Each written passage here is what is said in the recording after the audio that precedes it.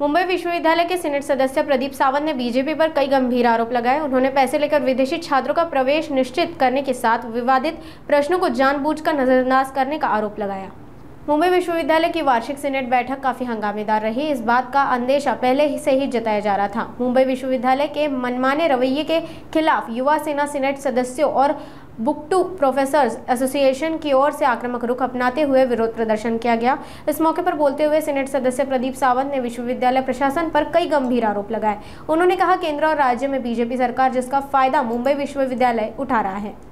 आताच त्यांनी परदेशी विद्यार्थ्यांबद्दल एक भाष्य केलं की आपल्याकडे परदेशी विद्यार्थ्यांची संख्या जास्त आहे, 148 अवघी संख्या आहे, तरी त्यांचं म्हणणं होतं ती जास्त आहे। तर मी त्यांना म्हटलं ती 148ची कदाचित हजारोमध्ये जाईल जर तुम्ही त्यांना जे चार्जेस घेतात। म्हणजे एखादा परदेशी विद्यार्थी ज्यावेळी मुंबईत शिकायला येतो तर director of student welfare Sunil Patil यांच्याकडनं त्याला प्रोसेस करावी लागते। त्याच्या व्हेरिफिकेशनचे 30,000 असतात आणि 50,000 ही देणगी विद्यापीठाला मिळते। तर मी म्हटलं की जर हे पैसे तुम्ही कमी केले तर नक्कीच विद्यार्थी येतील। आणि कसं आहे, परदेशी विद्यार्थ्यांकडे हे पैसेवाले याच नजरेने बघतात।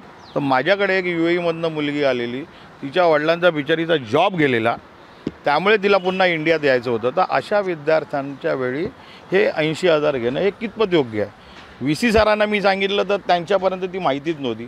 ते म्हणाले आम्ही घेतच नाहीत। म्हणून मी ती डॉक्युमेंट तुम्हाला देखील पाठवले आहेत। ते डॉक्युमेंट मी त्यांना पाठवले की बघा, आता आधी 80 घ्यायचे, आता 65 घेतात, पण पैसे घेतात। त्याच्याहूनही भयानक प्रकार असा आहे की महाराष्ट्राचं गव्हर्नमेंटचं इलेक्शन होतं, त्या 1 वर्षात त्यांनी टेंडर प्रक्रिया केली नाही। त्या 1 वर्षात जेवढे विद्यार्थी आले त्यांच्याकडनं त्यांनी पैसे घेतले नाही। मग आता ते पैसे घ्यायची गरज काय? नक्कीच, पण हुकुमशाही पद्धती चालू आहे असं म्हणा। भरपूर हुकुमशाही पद्धतीने चालू आहे। मी 2010 पासून सिनेट बघतोय। 2010 पासून आम्ही खेळीमेळीच्या वातावरणात नेहमी सिनेट करत असतो। पण आता मला थोडं असं वाटतं की एकतर हे कुठच्या RSS दार्जिनीचे सगळे पदाधिकारी आहेत, स्टेटमध्ये पण भाजपाचं सरकार आहे, केंद्रात पण भाजपाचं सरकार आहे, तर ती गुरमी यांना आलेली आहे। त्यामुळे कसंही हुकुमशाही पद्धतीने मीटिंग संपवल्या जाईल ह्याकडे ते लक्ष देतात। जे वादग्रस्त प्रश्न आहेत त्यांच्याकडे मुद्दामून कानाडोळा करतात आणि जिथे नको तिथे जसं आश्वासनं दिली जातात त्या पद्धतीने आश्वासनं दिली जातात। पण आता बरंच अजून टप्पा बाकी आहे। स्थगन प्रस्ताव यायचा आहे, कट मोशन आहेत। जिथे जिथे मुंबई विद्यापीठ चुकते ते आम्ही निदर्शनास आणून देणार। 2 वर्ष झाले जॉईंट मीटिंग का दिली हा सुद्धा महत्त्वाचा मुद्दा। 2 वर्ष झाले। एक तर पहिला आम्ही सिनेटमध्ये नव्हतो, त्यामुळे त्यांना एका राजकीय पक्षाचा दबाव होता, म्हणजे भाजपाचा दबाव होता। त्यामुळे मग आम्हाला कसं मीटिंग देणार? जर युवा सेनेला मीटिंग दिली तर बाकीच्यांना काय नाही, आम्ही ते समजू शकत होतो यांची अडचण।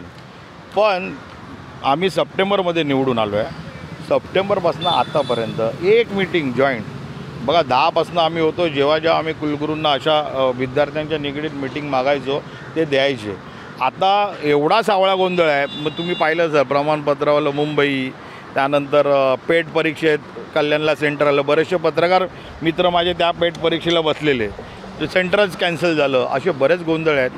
आम्हाला फक्त कसं विद्यार्थ्यांना न्याय मिळेल यासाठी आम्ही मीटिंग मागत होतो, पण एक गुरमी त्यांच्यात आहे की नाही द्यायची, त्यासाठी त्यांनी नाही दिली। पण तुमचे 10 सदस्य आहेत निवडून आलेले, पण तरी देखील अशा पद्धतीनं बघा, टोटल सिनेट 75 जणांची आहे।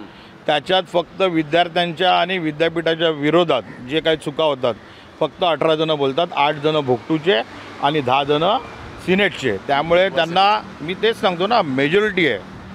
हे जे इलेक्शन जो ॲक्ट जो चेंज केला ना, त्याच्यात भोगटूच्या 20 सीट होत्या, त्या 10 केल्या। हे भाजपाचं म्हणजे लॉंग लाईफ धोरण आहे की कशा पद्धतीने जे ॲक्टिव्ह लोक आहेत त्यांना कमी करता येईल। त्यामुळेच ही दडपशाही चालू आहे। बरं, आजची जी बैठक आहे ती वादळी ठरेल असं बोललं? हो, आता वादळी ठरतेच आहे।